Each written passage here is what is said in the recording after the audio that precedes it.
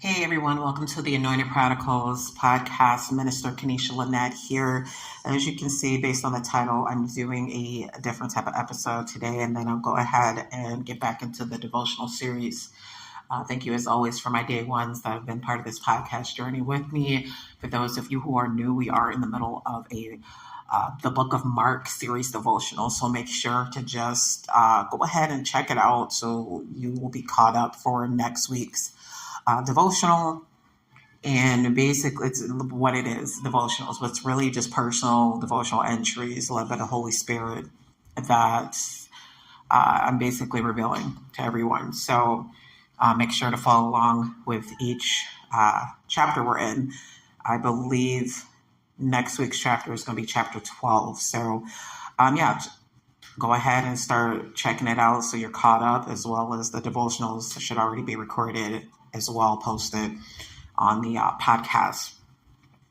And so what you're going to see here, the Anointed Prodigals Podcast, I feel like it's very self-explanatory. It's for those who are not your typical people who are accepted by society, the outcasts, the rejects, people who don't succeed in the way society thinks you should succeed, people who have been rejected most of their lives, people who haven't been loved, people who have been broken most of their lives. This ministry, this podcast platform is for you.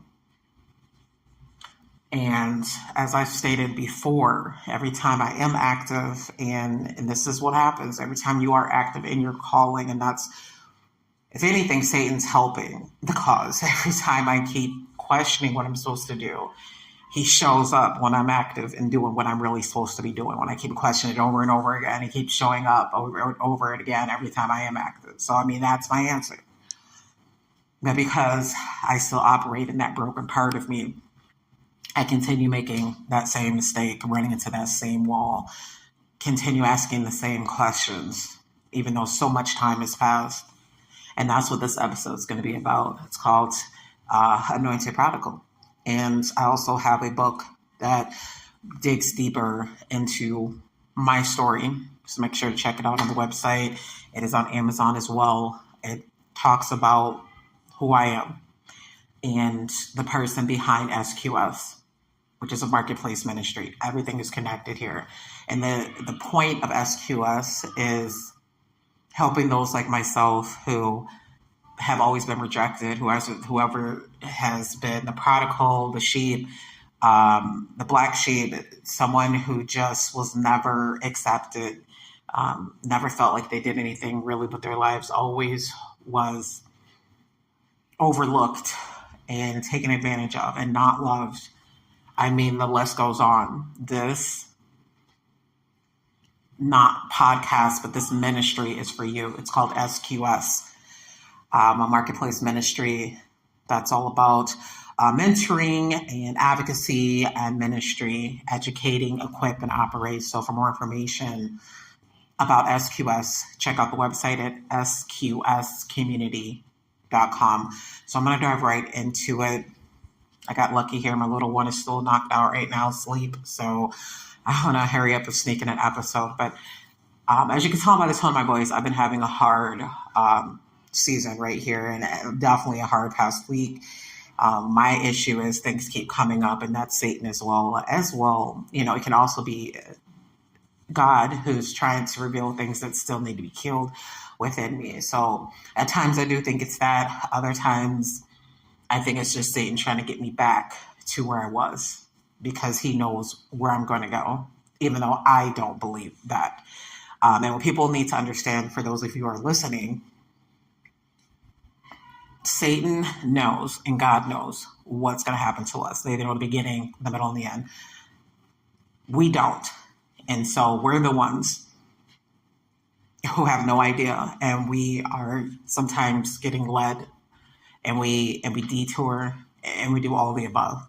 And so Satan likes to nitpick and grab and continue to remind us of who we used to be, behaviors we used to do, and how people see us. And, we live in a world where we do care what people think. I don't care what no one says. I don't care how old you are. We do care what people think to a certain extent, because we are human. That's just what it is. And it does matter to an extent because of businesses and, how many people now that are like, oh, can you please rate our service when you're done with this appointment? I mean, that's so typical now. It's crazy. It wasn't even like that. Now it's like, oh, by the way, can you go ahead and rate us when you're done with your visit today? It's such a common thing and a contradicting thing to an extent if you really look at it from a society lens.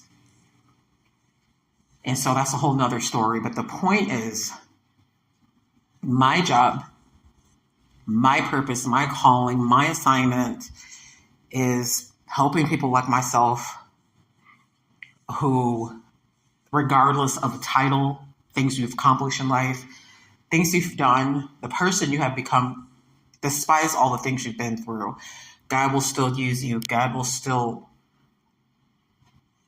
make you this person that you never thought you'd be. That's the whole point. And I get so caught up in trauma and things that's happened. Like, again, read the book, but it's called Anointed Prodigal. Guys, I've been through so much. When I say that, that's an understatement. I've lost so much. I've lost people. I lost family. I lost children. Like, I have lost so much. I should be in a corner rocking somewhere, guys. That's how much I have lost. I have family who is not family. I have family who actually hopes and prays, I feel like, to keep me where I'm at, because it threatens them if I actually do well. I have people that are okay with me staying where I'm at versus excelling. And that had to be revealed. It's not about jealousy or being arrogant or anything like that or being the victim. It's not even about all that. It's about my reality, my truth, and just my story. This is what has happened.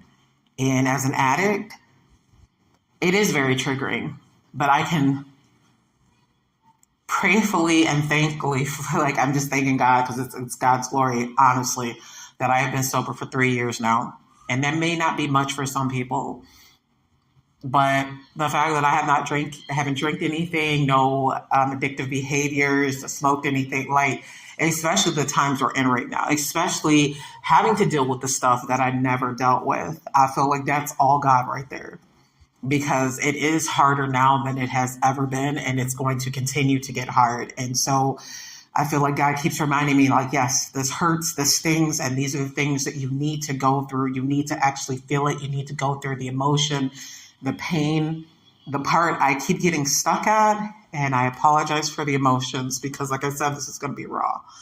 Are my children. I keep praying for them. And God was kind enough to reconcile me to one of my eldest children, that we are still building a relationship. And she oddly looks up to me and my relationship with God as I'm still struggling with this version of myself and who I used to be. And so I'm not a fan of being vulnerable. Okay. And so the fact that he has made me like the poster child of vulnerability in this ministry says a lot.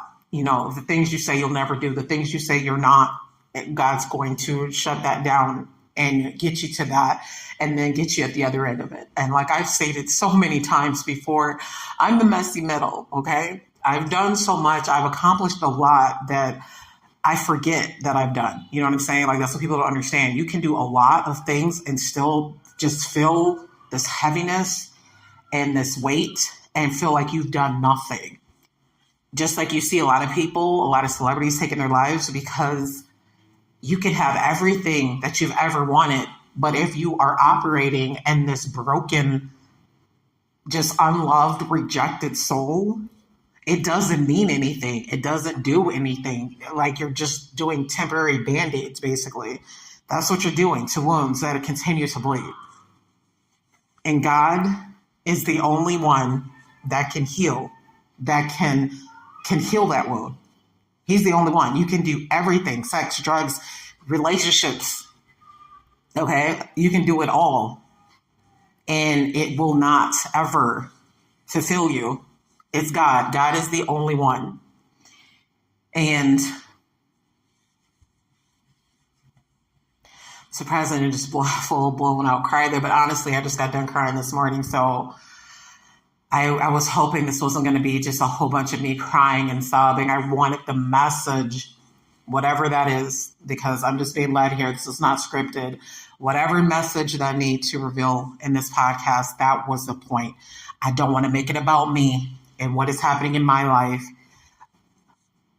but I wanted to make it clear of who I am in the same breath, and that my business, as my marketplace ministry, S.Q.S, is not just your typical, oh yeah, this is another church, or oh yeah, this is another business. No, this is part of a movement, the Chasing God movement. This is something bigger than I even thought of for myself. And that's how God works. I don't want to be a part of something so huge. Somebody like myself who doesn't even get looked at, who gets rejected many times, who gets used and rejected. Someone who doesn't even believe. And I'm still surprised to this day that I'm always in these leadership roles, okay? That's what God does. He uses the people that are typically last. The last will be first and the first will be last, guys. If you get anything from what I'm saying right now, remember that. The last will be first and the first will be last. And that is the whole point of S.Q.S. That is the whole point of this podcast. It's for those of us who have struggled, whether it's your childhood, whether it's now, and you're like, I don't get it, Lord. This is horrible. I am miserable. I have all these things and I'm still miserable. It's because you don't have him. That is why you're still miserable. You're not holding on to him. And as someone who has followed Christ for 3 years now, he continues to slowly reveal to me the things that I still need healing in. I'm always going to have some type of hole when it comes to my children that I do not have.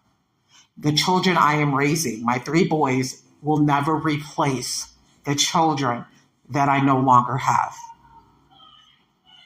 I am still grieving that, but I wasn't able to do that because I wanted to numb those feelings. As someone who still struggles and just my identity, purpose, and worth, I guess apparently I was the perfect person to lead this Chasing God movement, to lead this ministry, this marketplace ministry. He has placed this on my heart since I was 14 years old. I didn't even realize that I was writing down everything I wanted to do. And I always knew I wanted to help people, but I did not think, for someone who hates vulnerability, I never thought that my life would be a blueprint of what my business is going to be, the lessons, the things I had to go through. I have the personal and professional experience. I prefer the professional experience, if I'm being 100 with you. Homelessness, addiction, rejection, assault on all levels, like you name it, it's happened. And I'm not sitting here as the victim. I'm sitting here telling you, being vulnerable, which again, it's not something I prefer, but it's not about me. I have to say this because whoever's listening needs to hear this. This message is not for me. It's for someone else. This heaviness I've been feeling, I just finally decided to make an episode. Anointed ones, anointed prodigals, for those of you who just sit there and you're lost and you're hurt and you don't know what to do and you're just living in your misery and you're just living in that darkness. You don't have to keep doing that. It is better. It does get better. As someone who is still healing, and I still struggle with a lot of things that I've been through because it takes time, especially if you've had so many years of living a certain way. It takes time, and God is patient. And as long as you come to him, he will work with you.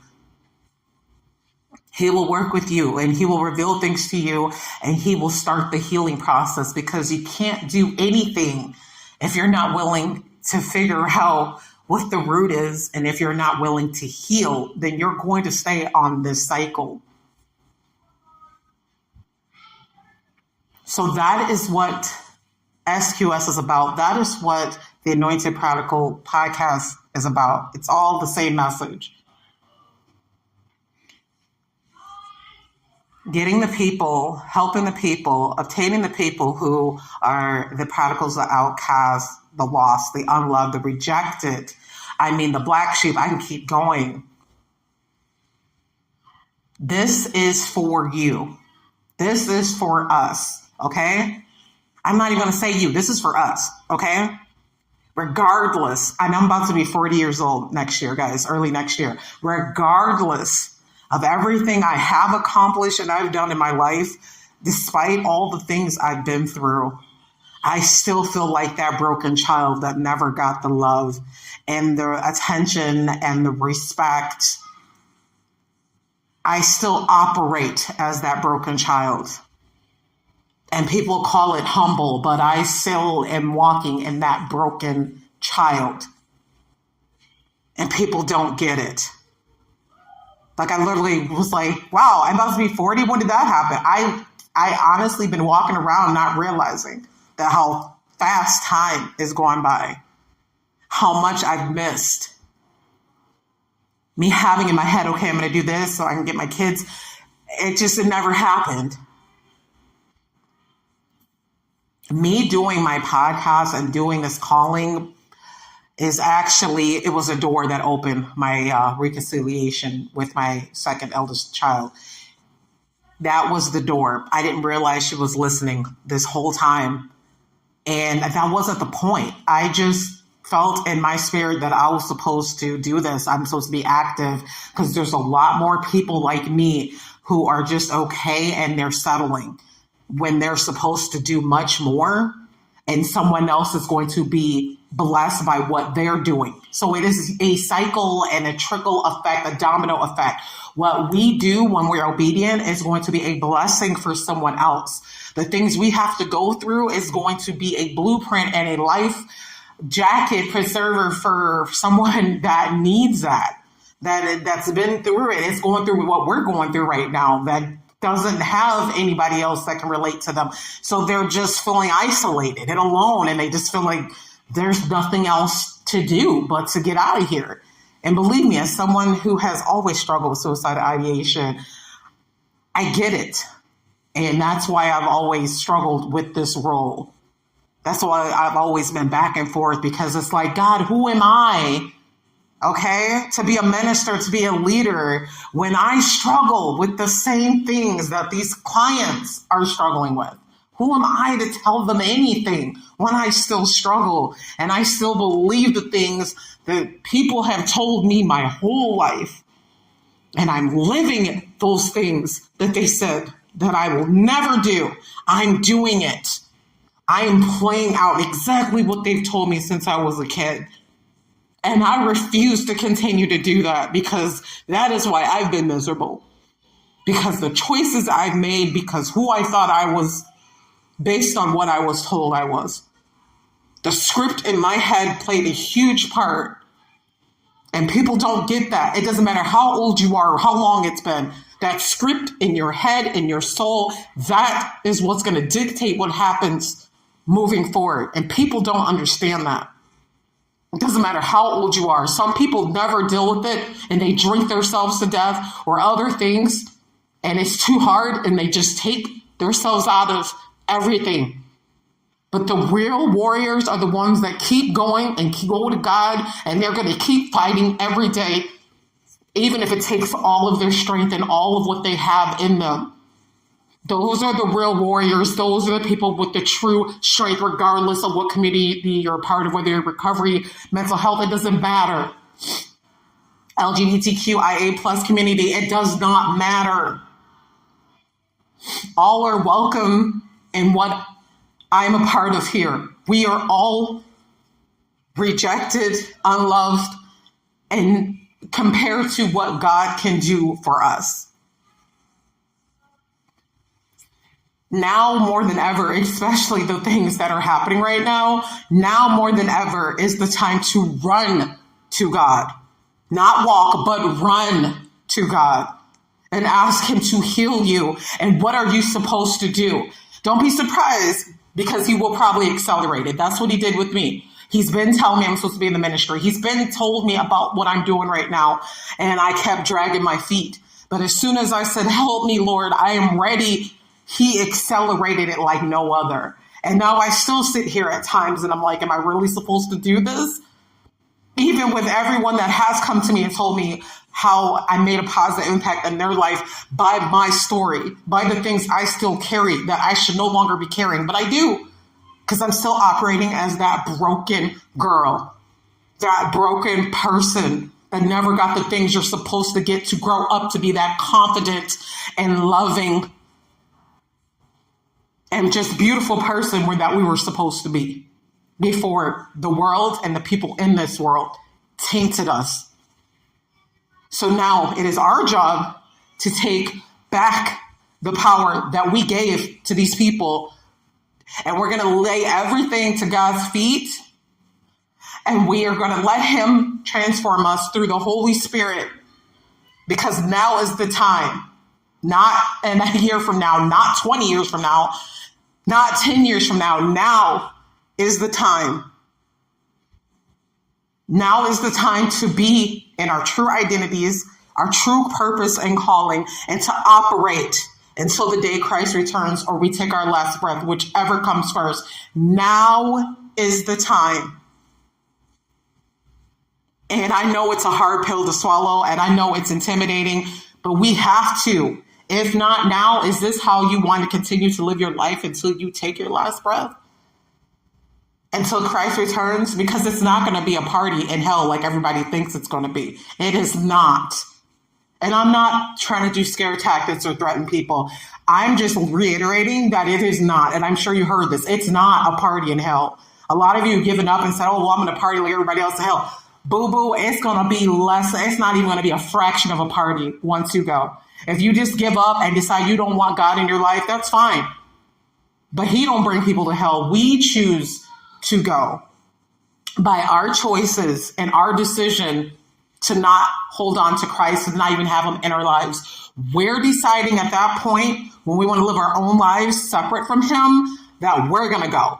And then when you do go, it is not going to be a party, and you're not going to really know that until you actually go. And at that point, you can't change your mind.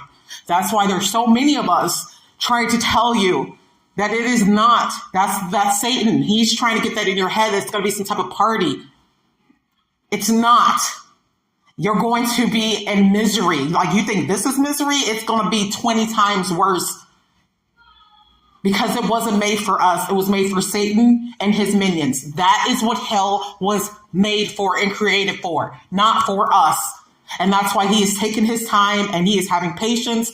God is, so he can bring all of his children back, as many as he can.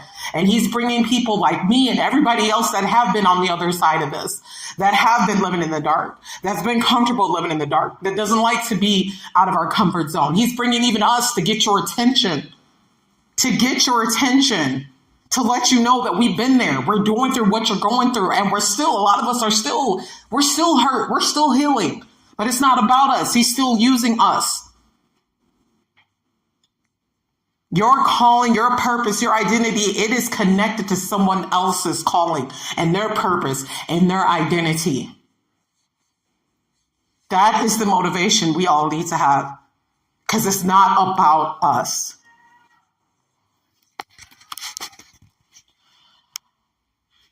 Thank you, Holy Spirit, because I had no idea how this episode was going to go. I'm going to end with that. And I'm not trying to be harsh. Honestly, it needs to be done. I mean, I feel like a lot of us have been saying the same thing, but it needs to be done. It's at that point now where it's like you can't keep questioning what you're supposed to do. And I'm talking to myself. I'm not even just talking to you guys. I'm talking to myself because I keep doing it as well. I keep being stuck on who continues to hurt me in my past, and people from my past that continue tries to hurt me and want to see me struggle or die. That's what they want. They want to see me miserable. And I have been playing that part my whole life. I am 39 years old, my whole life, and I'm done. I'm done. I refuse. And this whole episode, and I'm praying you listen to the whole thing, is about being done and really giving up what you're doing, giving it to God, and becoming who you're really supposed to be outside of society and what everybody else has told you. Now is the time. It is Sunday. Have an amazing, blessed upcoming week. And until next time.